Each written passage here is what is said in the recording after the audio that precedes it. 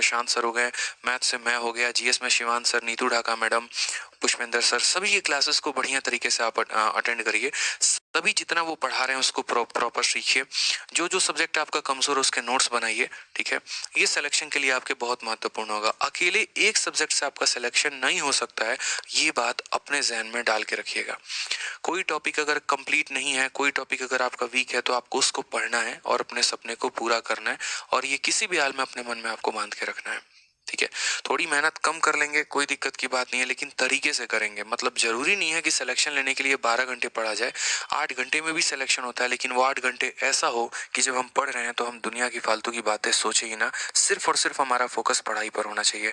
मैं पढ़ाने को यहाँ 2 घंटे पढ़ाऊँ, इरेलीवेंट सी बातें करूँ, यहाँ पर ऐसे क्वेश्चन कराऊँ, बकवास हो, वो पढ़ाना नहीं होता। आप 1 घंटे की क्लास लो, क्वालिटी कंटेंट दो, बच्चे को पूरा समझ में आए, वो भी एट द एंड फील करे आज हम कुछ सीख के जा रहे हैं क्लास में, वो मजा आता है। तो कई लोग 2 साल 3 साल 4 साल से तैयारी करते तो हैं, लेकिन बस वो मेरे भाई वो तैयारी ही करते हैं। जैसे कहता नहीं है, वो एक लाइन है ना कि दुनिया में कुछ लोग होते हैं, तो मेरे भाई होते ही हैं। मौजूदगी आपकी कम से कम लोगों को बताए, मौजूद कराए, हाँ फील कराए, तो वो असली प्रेजेंस आपका कहलाता है कि हाँ भैया तुम जिंदा हो, ठीक है।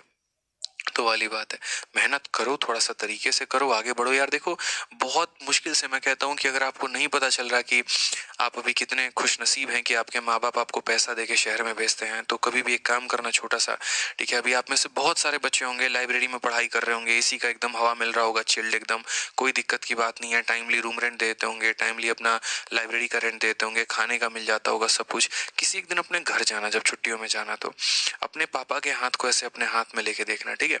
कितने थोड़े से उनके हाथ में फोड़े होंगे, ठीक है। उनकी हाथ कितनी कठोर होगी, आपके हाथ जो होंगे वो कितने बुलाएंगे। कभी उस हाथ को देख के और तब सोचना कि यार हमारा हस्तित्व क्या होता था। लाइब्रेरी में आराम से मूवी चला लेंगे, गदर 2 रिलीज हुआ है, इसको देखे बिना मान ही नहीं सकते हैं, और एकदम इसी मई से एक चेयर पे ऐसे 2 पैर फैला लेंगे, एकदम ऐसे सोन के ईयरफोन लगा के एकदम मूवी देख रहे होंगे।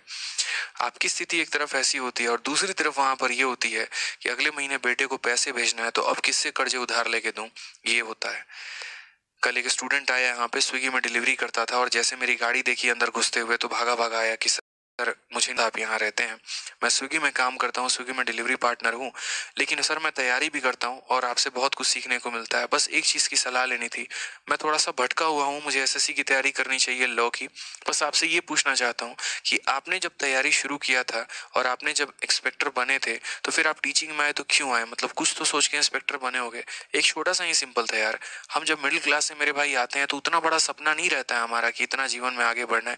मेरे मन में बस इतना था कि मेरे माँ बाप के ऊपर 10-15 लाख रुपए का कर्जा है, जो उन्होंने मुझे पढ़ाते वक्त लिया था, मेरे भाई बहन को पढ़ाते वक्त लिया था।